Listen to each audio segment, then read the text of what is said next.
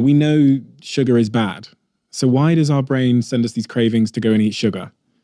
And in the case of distractions and sort of behavioral psychology, I know instinctively and intuitively that distractions, like hanging out on TikTok for an hour, is bad. But my brain is doing it. What does that tell us about how we should go about adopting behavior change?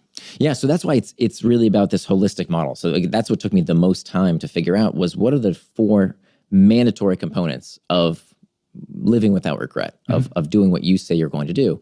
So the first step is mastering these internal triggers, figuring out why you feel this way, right? What is that underlying sensation? So if you're trying to avoid that chocolate bar, well, it might be hunger, or it might not be hunger, right? So I used to be clinically obese, and I'll tell you what, I did not eat to excess because I was hungry. I was eating to excess because I was lonely. I was eating to excess because I was bored. I was eating to excess because I felt guilty about how much I had just eaten. It wasn't just about the hunger, right? Very few people who are obese are just hungry all the time. That's not what's going on. It's because we're eating our feelings. That's what's happening. So that's the first step. We have to understand the deeper reason. How did you understand that?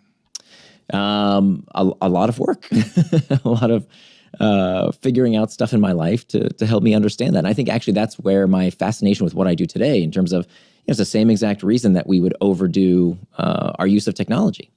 It's not the technology's fault, guys. I hate to tell you this. I wish I could blame Zuckerberg and TikTok, but these are just tools, right? And then before those, there were other tools. They used to call our generation couch potatoes. And before that, it was the radio was the moral panic. And before that, it was comic books. There's always some moral panic around, oh, this is melting our brains, because we don't want to face the facts that we are looking for escape from these internal triggers, right? Time management is pain management. All human behavior is driven by a desire to escape discomfort. So when you realize that, you know what, I was just unable to deal with these sensations in a healthful way that moved me towards traction. I was trying to escape them with distraction. It's not until you understand what sensations you're trying to escape from that you can deal with them. If you can't sit around the table with a friend without looking at your phone every 3 minutes, it's not the phone.